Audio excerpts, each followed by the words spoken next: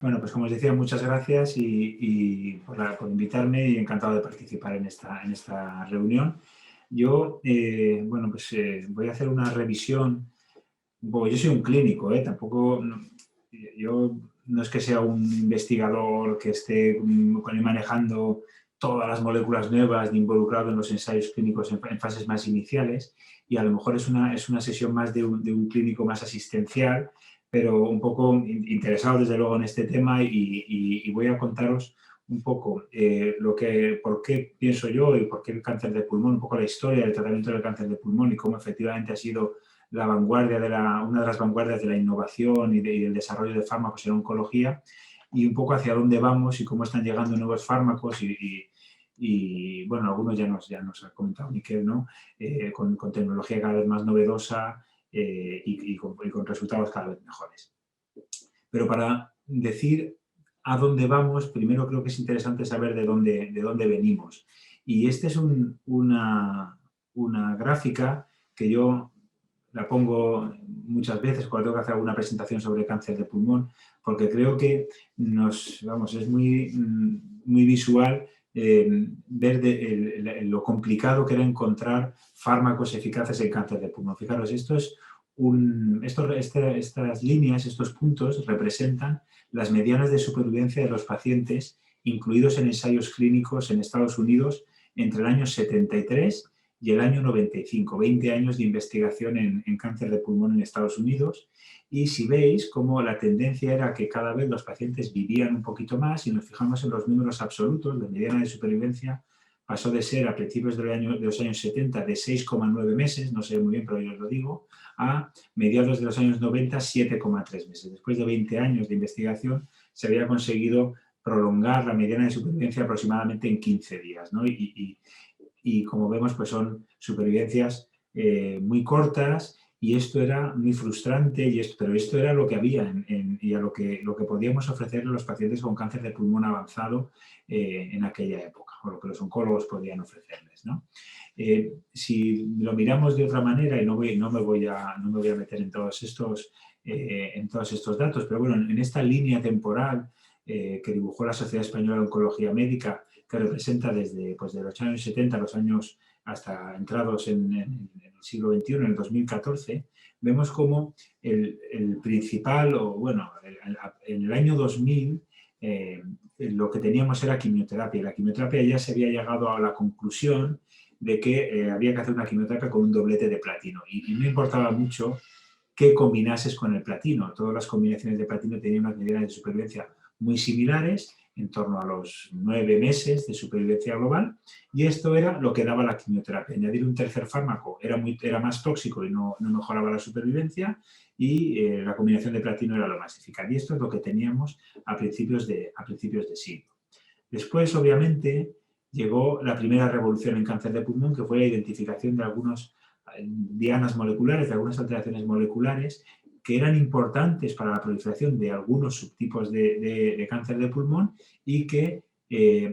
utilizando inhibidores específicos de esas alteraciones moleculares, inicialmente pues fueron las mutaciones de EGFR y más adelante las fusiones de ALK, veíamos cómo por primera vez se podía cambiar la historia natural del cáncer de pulmón utilizando terapias dirigidas a dianas moleculares. Aquí veis, en vez de la supervivencia de esos pacientes cuando se utilizaba una terapia dirigida, frente a la supervivencia de los pacientes con cáncer de pulmón avanzado sin diana molecular o con diana molecular pero tratados con quimioterapia. Vemos que aquí ya hay un cambio de paradigma, y los pacientes con cáncer de pulmón avanzado en los que existe una diana molecular se podía prolongar de forma muy significativa la supervivencia global. Y eso hizo que hubiese muchísima investigación y muchísimo esfuerzo centrado en identificar nuevas dianas moleculares y desarrollar nuevos fármacos contra esas dianas moleculares. Y prácticamente una década después, en el 2014, llegó la segunda revolución en cáncer de pulmón, que como sabéis es la inmunoterapia. Y por primera vez un fármaco de inmunoterapia, en este caso os enseño las curvas de supervivencia de nivolumab en segunda línea frente a docetaxel, pues mejoraba la supervivencia, prácticamente duplicaba la probabilidad de estar vivo al cabo de un año si los tratabas con inmunoterapia frente si los tratabas con quimioterapia. A partir de ahí, pues también ha habido, como sabéis, todo un gran desarrollo y un gran esfuerzo de investigación para mejorar los fármacos de inmunoterapia y las combinaciones de inmunoterapia. Y a día de hoy, estas son las dos grandes, digamos, los dos grandes grupos de fármacos que utilizamos en oncología para tratar el cáncer de pulmón, fundamentalmente el no microcítico. Por un lado, descartar que existan dianas moleculares que se puedan tratar con fármacos dirigidos y, por otro lado, ya la inmunoterapia es el tratamiento estándar para todos los pacientes, algunos con quimioterapia, otros sin quimioterapia añadida. Y esta es la foto actual de las dianas moleculares que tenemos ahora mismo. Tenemos los inhibidores, las mutaciones de GFR, translocaciones de ALK, también las alteraciones de MET, o bien la amplificación, o bien las mutaciones puntuales, mutaciones de BRAF, translocaciones de RET, mutaciones de ER2, etc. Todas estas alteraciones moleculares ya las podemos identificar y todas ellas tienen fármacos dirigidos que o bien están aprobados o están en fase de desarrollo. Existía hasta hace poquito un subgrupo de pacientes, un subgrupo importante que era hasta el 25%, que tenían mutaciones de KRAS. Siempre se han incluido como posible, como alteración molecular, diana o alteración molecular de cáncer de pulmón, pero hasta ahora era una alteración molecular que lo que predecía era falta de respuesta a tratamientos, por ejemplo, con inhibidores de GFR, pero no teníamos fármacos dirigidos contra KRAS. Y esto, como veremos dentro de poquito, pues es uno de los cambios importantes que ya prácticamente de forma ya inmediata pues va a cambiar porque ya tenemos algún fármaco inhibidor de KRAS. Tenemos los datos de osimertinib para pacientes, osimertinib y otros inhibidores de GFR, pero osimertinib es un fármaco de tercera generación. Yo creo que ya se asume que es el tratamiento estándar para los pacientes con mutaciones de GFR a día de hoy, es el más utilizado, mejoraba la supervivencia frente a los inhibidores de primera generación. Alectinib, que es un inhibidor de ALK, hay otros ahora, brigatinib o lorlatinib, también han demostrado ser superiores a los inhibidores de primera generación para las mutaciones de las translocaciones de ALK. Y fijaros qué medianas de supervivencia de hasta 3 años en estos pacientes.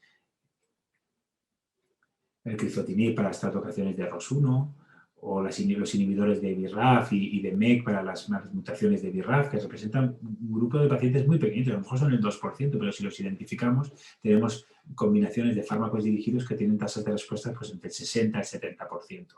Lo mismo ocurre con las mutaciones puntuales del exón 14 de MET, con fármacos como el capmatinib, esto es de un ASCO de hace 2 años, o más recientemente pues las translocaciones de NTRK, que aunque son muy, muy infrecuentes, pero ya tenemos varios fármacos con gran actividad para estas translocaciones. Bueno, este es un ejemplo de un paciente tratado con un inhibidor de GFR. En este caso, este paciente recibió erlotinib. Este es un caso antiguo, en el que veis una masa pulmonar que resultó ser un adenocarcinoma con una mutación en el exón 19 de GFR y tratado con erlotinib. Fijaros qué respuesta tan buena y tan rápida. Más adelante este paciente pues, progresó y entró ya en tratamientos de segunda línea hasta que finalmente, pues, desgraciadamente falleció, pero estos inhibidores de GFR para este paciente prolongaron mucho su supervivencia y le permitieron un tiempo largo, además libre de tratamientos más tóxicos como la quimioterapia. Y bueno, como os decía, el otro gran grupo de fármacos que es la inmunoterapia, que consiste pues, básicamente en estimular a los linfocitos, al sistema inmunitario, para que aumente el reconocimiento de las células tumorales por los linfocitos T citotóxicos, aumenten su reconocimiento y puedan eliminarlas. Y ya sabemos pues, que en aquellos pacientes que tienen una alta expresión de PDL1, la inmunoterapia en monoterapia, por ejemplo con pembrolizumab, y hay datos también de cemiplimab en esta idea tezolizumab, en datos en pacientes con alta expresión, pues es superior al doblete de platino. Simplemente una monoterapia con inmunoterapia. Sabéis que los pacientes que tienen una expresión más baja o menor del 50%, lo que ha demostrado que es superior a la quimioterapia es la combinación de quimio con inmunoterapia. Y ese es nuestro estándar a día de hoy. Y bueno, pues esto es un poco refleja cómo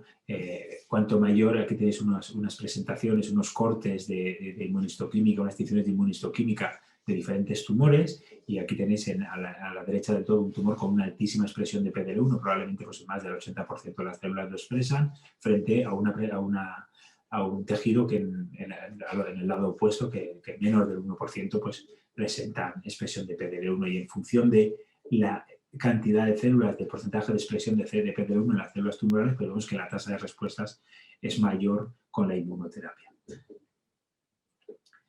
Y aquí viene lo que yo creo que es lo fundamental, y es el cambio de mentalidad que nos ha traído la inmunoterapia en cáncer de pulmón, porque hasta hace unos años considerábamos, y seguimos considerando, y sabemos que va a ser así en la mayor parte de los casos, que un paciente con cáncer de pulmón avanzado va a morir del cáncer de pulmón avanzado y su expectativa de supervivencia es corta. Sin embargo, fijaros en esta curva de supervivencia a 5 años, estos son los datos del estudio fase 1 de nivolumab, son una de las primeras series de pacientes tratados con inmunoterapia, como hay a 5 años hasta un 16% de pacientes vivos, pacientes que tenían cáncer de pulmón avanzado y que recibieron nivolumab en una segunda o tercera línea. Hasta un 15% de los pacientes seguían vivos, y por primera vez encontramos largos supervivientes en cáncer de pulmón, y eso es algo que ha cambiado la mentalidad de los oncólogos a la hora de enfrentarse a un cáncer de pulmón. Os traigo aquí unos ejemplos. Este es un paciente con un carcinoma epidermoide de pulmón. Este es el corte de la izquierda para que veáis lo espectacular que puede llegar a ser. Es el momento basal, y este paciente tenía una alta expresión de PDL1 y se trató con pembrolizumab. Comprenderéis que en el momento basal el paciente tenía un gran mazacote mediastínico, gangliar mediastínico, que estaba obstruyendo el esófago, prácticamente no podía alimentarse, estaba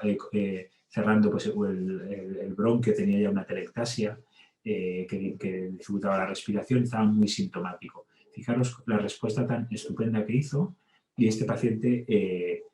mantiene esa respuesta a día de hoy. Y lo mismo con un paciente con un adenocarcinoma pulmonar, con metástasis cerebrales múltiples. Este corte del TAC es de abril del año 2016. Este paciente, cuando llegó a la consulta, estaba hemipléjico. Con corticoides mejoró ligeramente la clínica y luego recibió radioterapia, pero aquí veis cuando recibió la inmunoterapia la respuesta que consiguió, una respuesta completa un año después, y este paciente, que suspendió el tratamiento con inmunoterapia por una neumonitis, sigue vivo, libre de enfermedad, en respuesta completa mantenida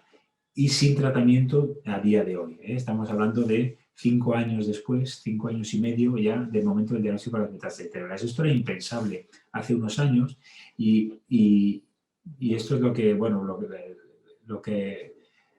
que nos anima, ¿no? A ver que bueno, pues toda la investigación que se hace ahora pues se traduce en mejoras y cada vez más significativas. Y a día de hoy, bueno, pues estas son las guías de la NCCN, la última versión, y vemos cómo tratar un cáncer de pulmón no es como hace 20 años en el que te decía, carcinoma de pulmón no microcítico, se trata con un doblete de platino y punto. Y pues no, ahora hay que tener muchísimos datos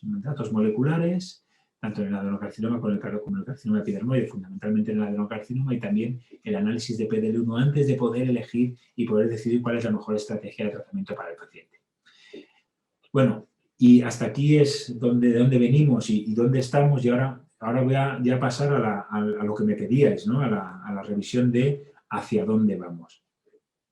Y bueno, vuelvo a esta diapositiva porque, como os decía, se ha conseguido que ya haya, y esos pacientes existen y los estamos viendo ya todos los días en la consulta, un grupito de pacientes, en torno al 15%, vivos a los 5 años, es decir, que se convierten en largos supervivientes del cáncer de pulmón, los que esta curva de supervivencia alcanza ese plató y se mantiene ahí, y esto se ha conseguido con la monoterapia con fármacos anti-PD1 y anti-PDL1. ¿Y cuál es la estrategia? ¿Cuáles son las estrategias que van a permitir mejorar estos datos? Pues lo que queremos es aumentar el número de pacientes vivos en el tiempo, conseguir un mayor porcentaje de largos supervivientes, y eso, por una parte, se está consiguiendo añadiendo, buscando combinaciones de inmunoterapia con otros fármacos, con un fármaco o con más fármacos. Se me ocurre, por ejemplo, ahora mismo esta podría ser la curva de la quimioinmunoterapia o de la inmunoterapia combinada anti-PD1 con anti-CTLA4, pero donde va a venir los principales avances va a ser no solamente de combinar cosas, que también, y ahora veremos algún ejemplo, sino también de encontrar dianas que nos permitan predecir qué pacientes van a beneficiarse más de cada tratamiento o de cada combinación de tratamientos, y nuevas dianas moleculares que permiten hacer tratamientos más dirigidos, ¿no? Y un poco estos son lo que yo creo que es a donde vamos, a buscar nuevos fármacos para dianas que se vayan encontrando y nuevas combinaciones que permitan pues ir subiendo esta curva de largos supervivientes y que cada vez ese porcentaje de largos supervivientes sea mayor. Entonces, en cuanto a las combinaciones con fármacos anti-PD1, anti-PDL1, pues aquí tenéis una imagen que resume todos los ensayos clínicos que hay en marcha en los últimos 2 años, o que se han iniciado en los últimos 2 años, de combinaciones de un fármaco anti-PD1, anti-PDL1 con más cosas, o bien con quimioterapia, con inhibidores de CTLA4, con radioterapia, con inhibidores de la angiogénesis y con inhibidores de todas las posibles dianas moleculares que os podáis imaginar, BRAF, EGFR, NTRK, KIT, bueno, pues todas estas posibles combinaciones de fármacos que pueden tener actividad en subgrupos especiales de cáncer de pulmón, y se están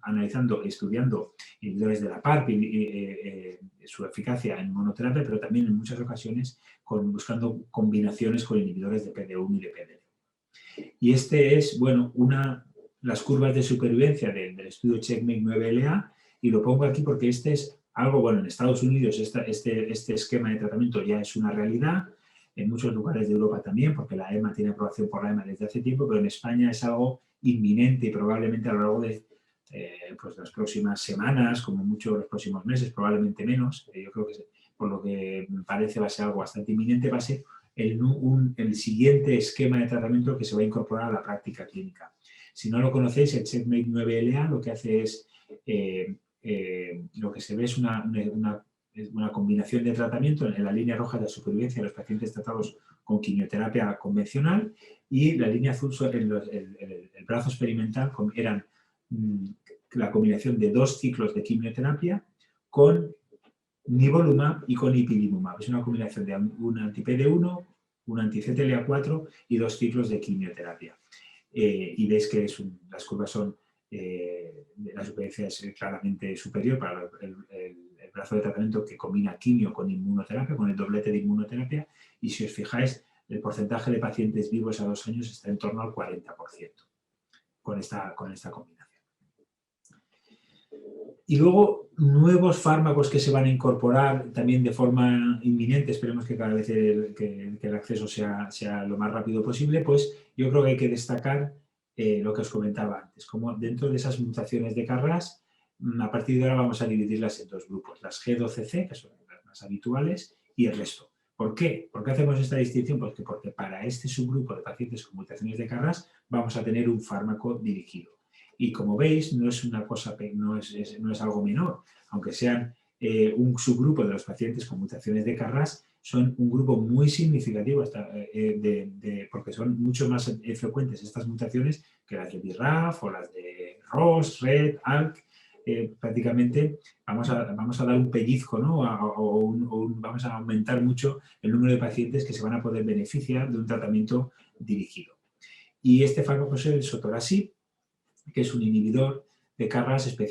con especial afinidad por las mutaciones de KRAS de la G12C,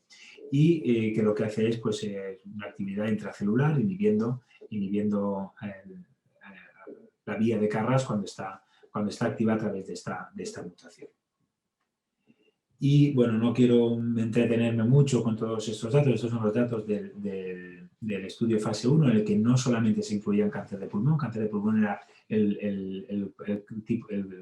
tipo histológico más frecuente, pero había carcinomas colorectales y carcinomas de otros muchos orígenes. Y aquí, bueno, pues se hicieron las cohortes con diferentes dosis, y aquí ya se vio que el fármaco tenía una actividad importante, y había un grupo de pacientes que creo que está en torno al 35% de los pacientes tenían respuesta, pero la mayoría de ellos había una reducción en el tamaño tumoral. las medianas de duración de respuesta en torno a los 11 meses, que no está mal para ser una diana molecular, y una PFS, una mediana de supervivencia libre de progresión, de en torno a 6 meses. Pacientes muy pretratados, incluidos en este estudio fase 1. Y esto dio lugar a un estudio fase 2 que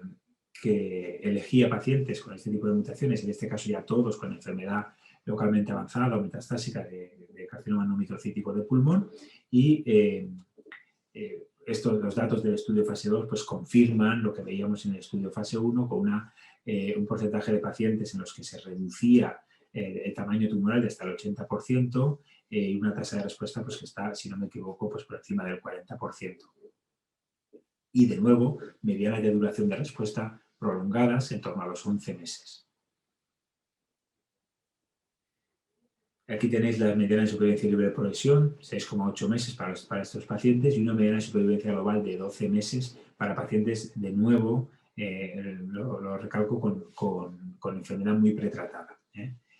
Y con enfermedad pretratada, y bueno, pues son datos buenos y añade una opción de tratamiento para estos pacientes que, desde luego, nos va a venir muy bien para un grupo de pacientes importante. Y lo que os decía, ¿no? Como ejemplo, pues tenemos un fármaco que es un fármaco dirigido a una diana molecular muy específica, y por sí solo el fármaco ya es activo en monoterapia, pero fijaros toda la cantidad de ensayos clínicos en diferentes tipos tumorales en los que se busca potenciar, se busca sinergias de la actividad de esta molécula con otros fármacos, los inhibidores de MEK, que, bueno, con el ejemplo que tenemos, por ejemplo, con los pacientes con mutaciones de BRAF, ¿no? Que la combinación de los inhibidores de RAF o inhibidores de MEK tiene una sinergia muy importante y aumenta mucho la eficacia, pues parece lógico, y esperemos que los resultados pues vayan en esa dirección, pero también con inhibidores de PD1 y con inhibidores pues, de otras muchas moléculas involucradas pues, en la proliferación celular de estos distintos tipos de tumores. Y luego también quería nombrar algunas estrategias novedosas, pero que ya son una realidad en oncología. Ya estamos empezando a tener estos fármacos casi a disposición. Algunos de ellos ya los estamos utilizando dentro de programas de uso expandido, y algunos de ellos están muy próximos a poder utilizarse de forma asistencial. Tenemos ya fármacos que están llegando a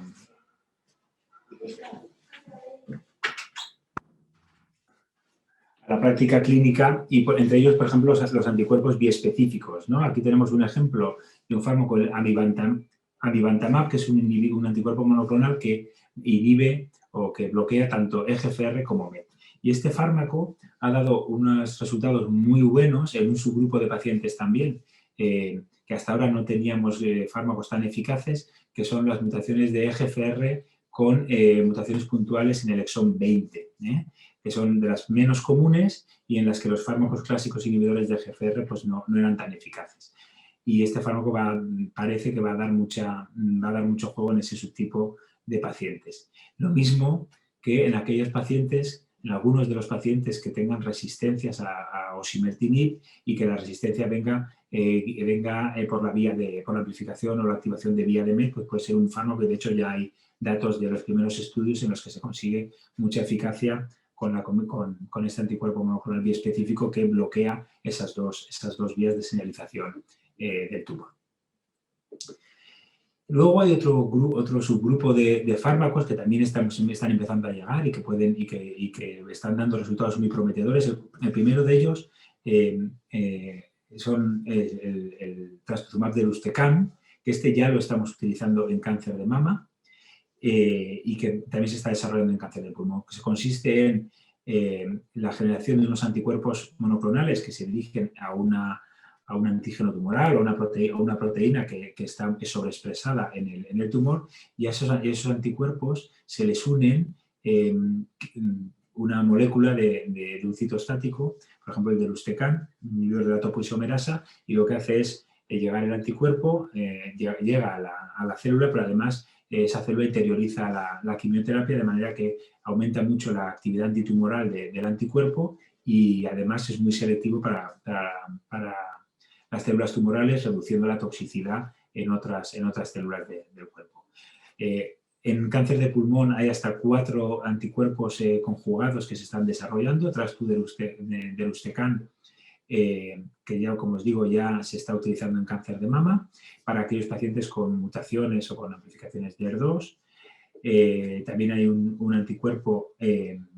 es un inhibidor de ER3 que se está desarrollando, si no me equivoco, también para pacientes con resistencias a inhibidores de GFR, y fármacos con un anticuerpo monoclonal anti-TROP también con deruxtecan.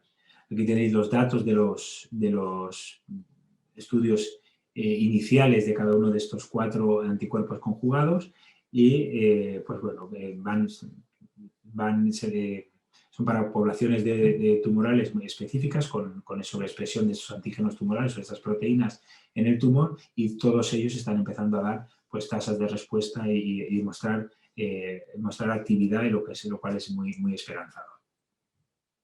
Y nuevamente, no solamente se están desarrollando estos fármacos en monoterapia, sino que además se están estudiando, y aquí tenéis esta tabla en la que se muestran pues, algunos de los estudios que hay en marcha, la combinación de estos anticuerpos con otros fármacos como pues, inhibidores de PD1, inhibidores de la angiogénesis como el ramucirumab, etc. Es decir, buscando combinaciones y nuevas sinergias con esos fármacos que tienen actividad por sí solos.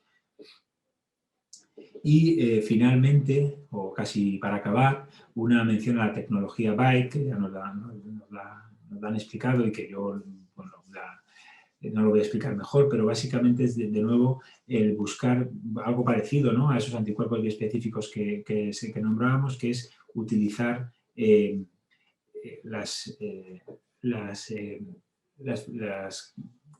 reconocimiento de 2 proteínas distintas.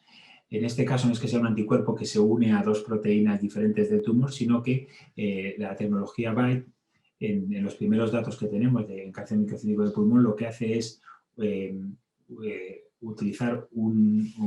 la fracción variable de un anticuerpo que se une a una proteína específica del tumor y se une o se combina con otra fracción variable de otro anticuerpo, pero que lo que se une es al linfocito T, de manera que lo que hace es unir el linfocito T con la célula tumoral para que se produzca el reconocimiento y la actividad del linfocito T para eliminar a la célula tumoral, ¿no? La verdad que es espectacular las cosas que se les ocurren a los ingenieros o los biólogos moleculares que estén desarrollando estos fármacos. Esta sería cómo funciona normalmente un linfocito T identificando a una célula tumoral. Pues el linfocito T tiene un receptor que se une específicamente a un antígeno que está presentado por el complejo mayor de histocompatibilidad de la célula tumoral, y aquí es donde se produce el reconocimiento en condiciones normales. ¿Qué es lo que hace la tecnología BiTE? Utilizar un anticuerpo, una fracción de un anticuerpo que se une a una proteína específica del tumor, y la otra parte del fármaco es otra fracción del anticuerpo que lo que se une no es al receptor del linfocito, sino a una proteína que es parte del receptor del linfocito, pero al final lo que consigue es lo mismo, es que interaccionen estas dos células, el linfocito citotóxico y la célula tumoral, con el antígeno seleccionado, que es la que pretendemos destruir. Y bueno, pues esto lo que consigue es la expansión de los linfocitos con ese antígeno y la muerte de las células tumorales por la destrucción que produce esos linfocitos. Y tenemos estos primeros datos con la tecnología BiTE de un fármaco que lo que se une es al DLL3, que es una proteína que está expresada normalmente en tumores neuroendocrinos y en carcinoma microcítico de pulmón, y cuando es así, pues el tarlatamab lo que hace es unir células que tienen sobreexpresión de DLL3 con linfocitos citotóxicos. Y ya están los primeros datos de estos estudios, y este es un estudio fase 1, y hay, creo, si no me equivoco, ya hay datos de unas señales de eficacia muy importantes. Son 66 pacientes los que hay incluidos en este estudio, que no son muchos, pero aquí vemos cómo pacientes con carcinoma microcítico de pulmón avanzado, refractarios a al menos 2 líneas de tratamiento, es decir, en los que realmente los fármacos convencionales tienen prácticamente ningún tipo de respuestas, pues hay un porcentaje de respuestas muy importante, y una reducción en el tamaño tumoral de prácticamente el 50% de los pacientes. Y además con mediana de duración de respuesta, pues que no es tan mal para ser un carcinoma microcítico, para ser una corte de pacientes con carcinoma microcítico de pulmón en torno a 9 meses. Otras estrategias que se están desarrollando, ya para acabar, y no voy a meterme mucho en esto, es el tratamiento intratumoral, en la que lo que se hace es inocular pues, diferentes inmunoestimuladores o sustancias que potencian la reacción del sistema inmunitario sobre la célula, sobre el tumor, y es una administración local del fármaco. En principio, las ventajas que tiene es que es de alto índice terapéutico con la baja toxicidad sistémica, y la dificultad que puede tener pues, es la técnica, porque claro, no es tan sencillo como administrar el tratamiento intravenoso de forma sistémica. Y bueno, esta es un poco la visión que tengo yo de lo inminente, los fármacos que se van a incorporar a nuestro arsenal terapéutico de forma inminente, y bueno, un poco los nuevos fármacos y las nuevas estrategias y por dónde van los tiros en el desarrollo pues, de nuevos fármacos y de nuevas estrategias de tratamiento para los pacientes con cáncer de pulmón. Siento que nos hayan interrumpido un momentito, pero bueno, muchas gracias a todos por la atención, y yo también encantado de si puedo ayudar en algo con las preguntas que se puedan plantear.